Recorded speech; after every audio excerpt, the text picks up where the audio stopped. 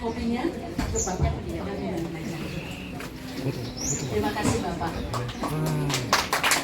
Mohon maaf ya.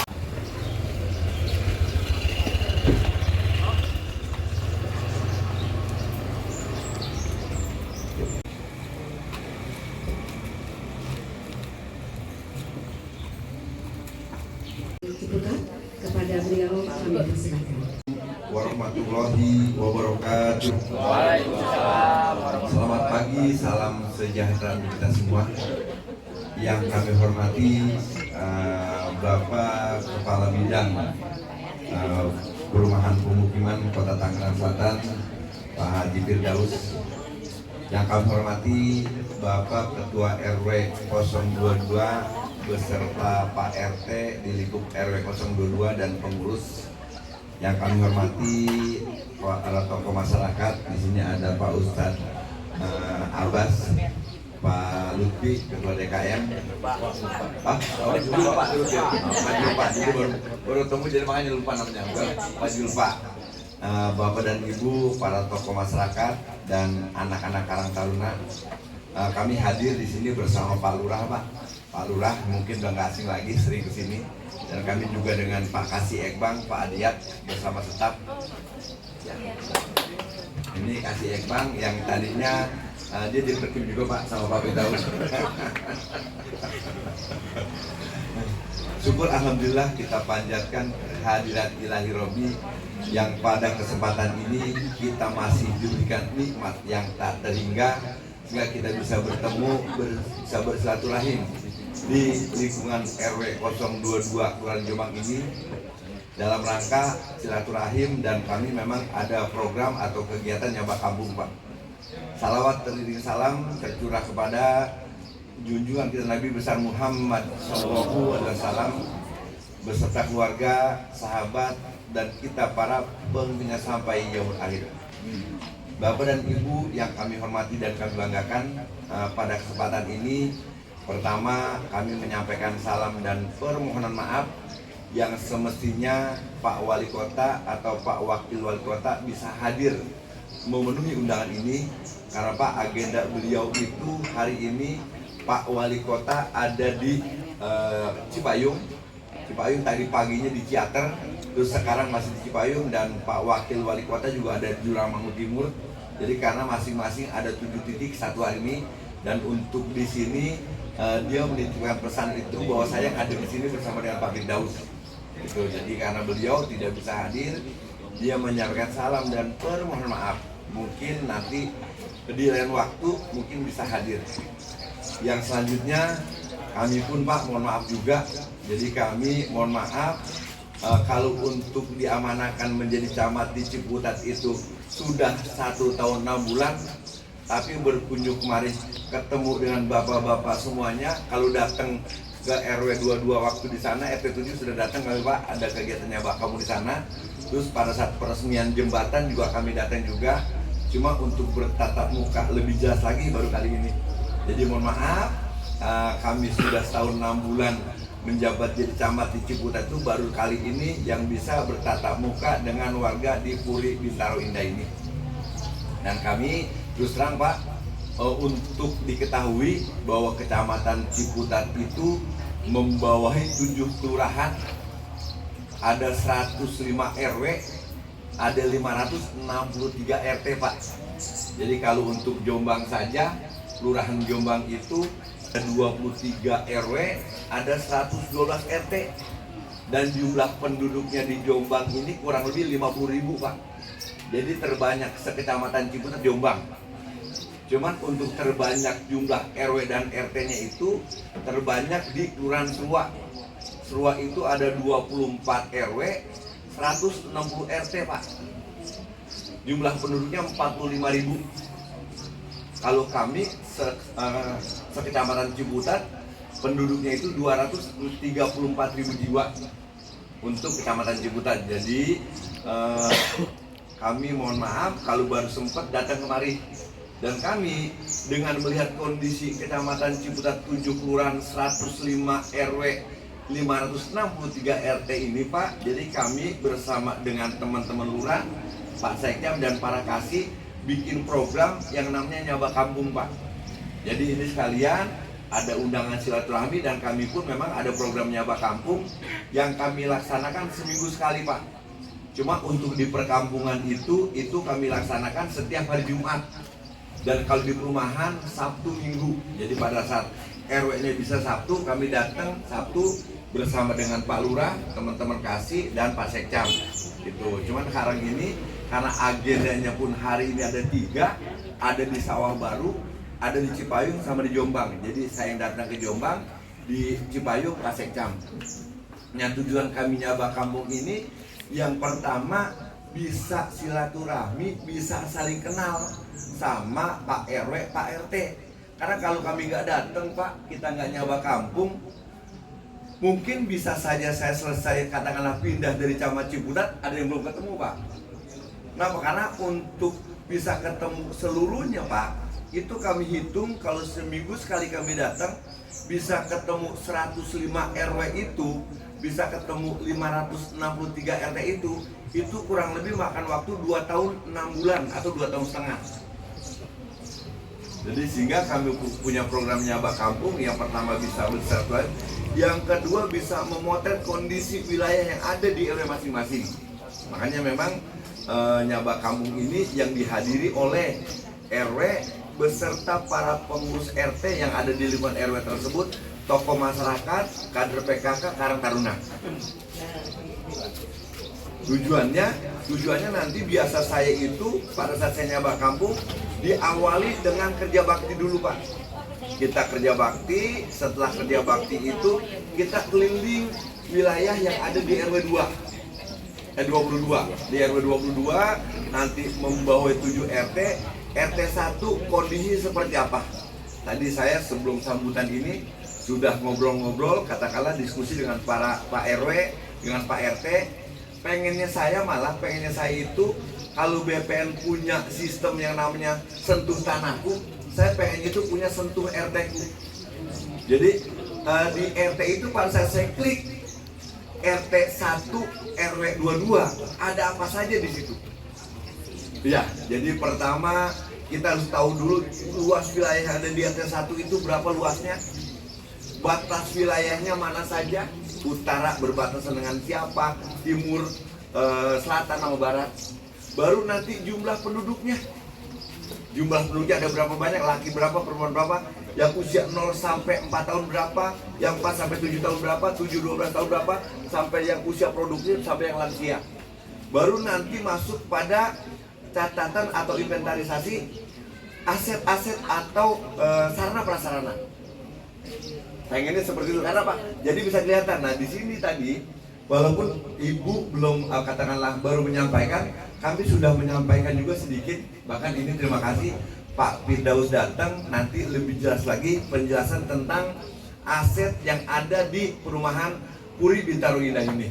Karena yang jadi permasalahan pokok adalah penyerahan asetnya belum selesai, sehingga pembangunan sarana prasarana fisik ini masih belum tuntas sepenuhnya. Karena kuncinya itu kalau sudah serah terima aset selesai, pasti usulan apapun akan disetujui. Gitu. Kita kendala bukan hanya di perumahan Puri Bintaro Indah ini saja, tapi hampir semua perumahan yang belum diserahkan asetnya akan sama seperti ini. Jadi kalau untuk bicara banjir, Kecamatan Ciputat itu titik-titik banjir itu yang pertama ada di Cipayung, Kelurahan Cipayung, itu dia ada 2 titik, perumahan Cipayung Mas sama Nerada. Dan itu sudah dilakukan katakanlah pengurangan banjirnya itu dengan ada normalisasi sekali dan bikin tanggul. Dan alhamdulillah untuk Cipayung Mas sama Nerada sudah tidak banjir lagi. Yang kedua untuk wilayah Ciputat itu di Seruak Indah. Itu ada di Pamulang Asri sama di apa tuh? Yang ini nih. Yang di depan rumah makan pedesaan. Rosewood di Rosewood ada 2, dan itu pun sudah dilakukan upaya-upaya untuk mengurangi banjir juga. Terus yang ketiga ada di Ciputat Baru, Kelurahan Sawah. itu di RW 6 dan RW 8 sama seperti ini juga. Jadi kalau hujan udah ketakutannya di banjir masih naik nih. Nah yang keempatnya di sini nih, Puri Bintaro Indah Jombang. Jadi yang nggak kena banjir Serua mungkin sedikit karena banjirnya cuma genangan air. Setelah hujannya berhenti, itu pun berhenti. Ya, terus sama di Sawah Baru ada, yang benar di Sawah Baru itu ada di Pila perumahan Pila Mutiara di RW 4 itu di Sawah Baru Pila Mutiara. Yang aman banjirnya itu Ciputat ada sedikit tapi dia genangan. Ciputat ya, jadi ya lewat seperti itu. Nah ini apa yang tadi Ibu sampaikan nanti Pak Firdaus lebih jelasin secara detail karena kami secara umum saja. Nanti kami pun akan tindak lanjuti apa yang diusulkan karena memang Pak Wali Kota juga tadi melalui ajudan. Jadi usulan-usulan apa yang disampaikan oleh warga RW 022 tolong dicatat, nanti akan dirapatkan dengan dinas-dinas terkait. Karena kami secara kewilayahan itu tugas kami memang mengkoordinasikan permasalahan yang ada di wilayah ke dinas terkait. Jadi pelaksanaan teknisnya bukan di kami. Kami sebagai yang mengkoordinasikan masalah-masalah yang ada di wilayah. Karena memang tugas kami sebagai camat itu berdasarkan Undang-Undang 23 tahun 2014 ada secara atributif, ada secara delegatif. Nah kalau delegatif itu pendelegasian dari wali kota kepada kami.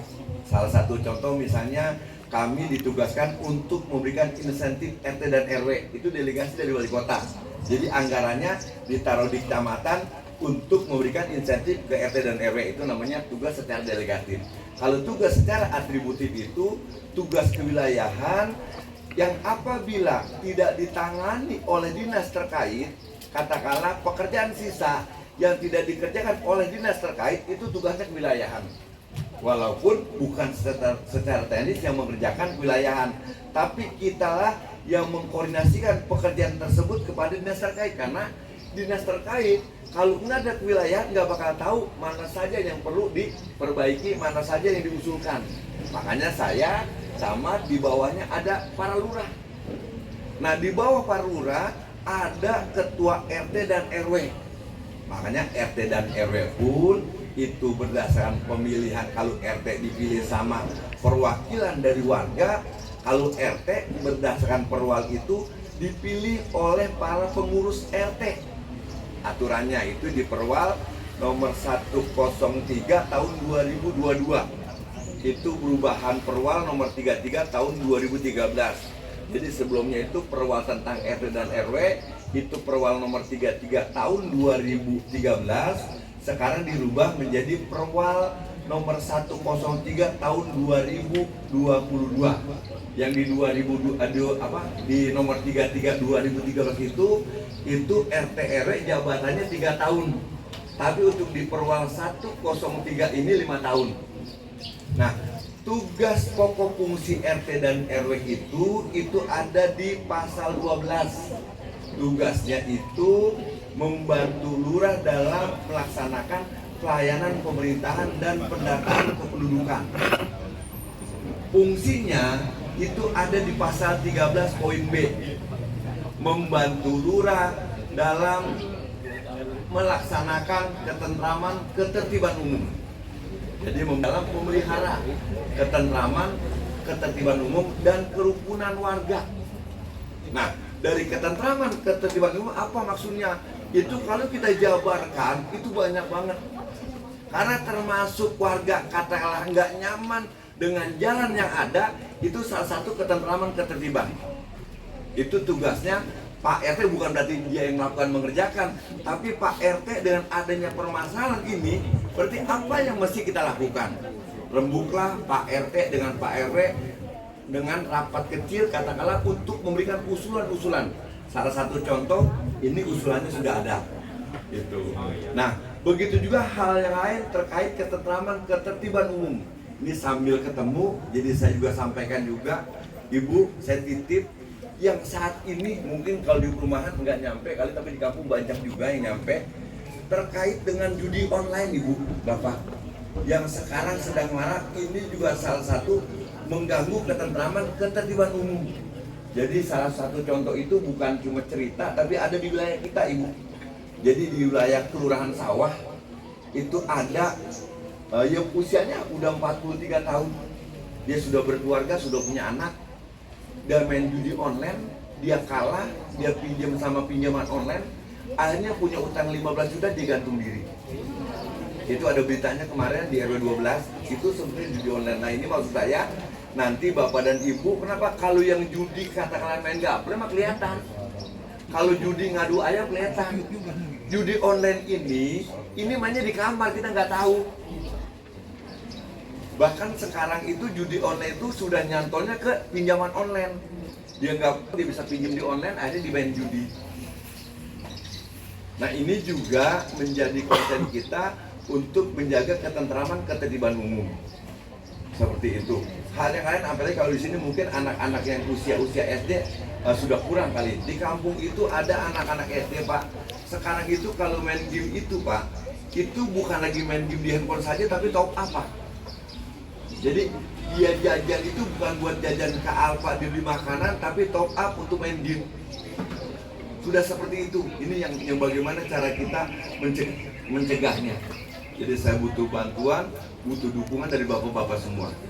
Ya, jadi bukan hanya itu saja, terkait masalah usulan yang tadi Ibu sudah sampaikan. Jadi usulan sekaligus, jadi semuanya udah gak nanya satu-satu, karena itu pokok permasalahannya.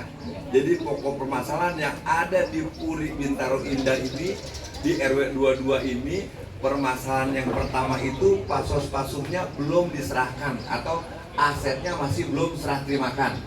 Nah, itu katanya tadi sudah ngobrol-ngobrol sama Pak Dias, nanti lebih jelasnya Pak Firdaus yang jelasin.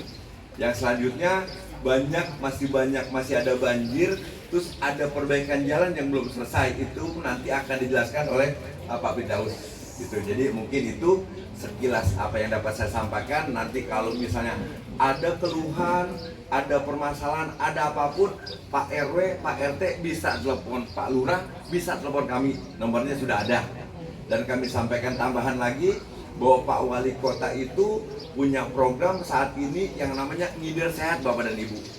Jadi Ngider Sehat itu memang kalau untuk di perkampungan lebih dibutuhkan. Bukan berarti perumahan tidak membutuhkan, cuman di perkampungan banyak orang-orang yang lansia, banyak orang-orang yang tidak mampu untuk datang ke puskesmas, nggak bisa. Jadi itu ada dokter Ngider Sehat, itu programnya Pak Wali Kota dan Pak Wakil Wali Kota kita. Dokternya ditaruh di puskesmas, siapa yang butuh tinggal telepon. Nanti dokter tersebut datang ke rumah kita dengan membawa kelengkapan pemeriksaan dan obat-obatan. Seperti itu. Nanti kalau misalnya ada kesulitan ke puskesmasnya, karena di sini dekat banget puskesmasnya, Puskesmas Jombang. Nanti bisa telepon Pak Lurah, bisa telepon saya untuk menghubungkan ke dokter Ngider Sehat tersebut. Mungkin itu Bapak dan Ibu yang dapat kami sampaikan. Mohon maaf apabila ada kekurangan. Billahi taufiq wal hidayah. Assalamualaikum warahmatullahi wabarakatuh. Pak Camat, sambutannya lugas ya Pak. Poin pentingnya tadi aplikasi itu mudah-mudahan terrealisasi.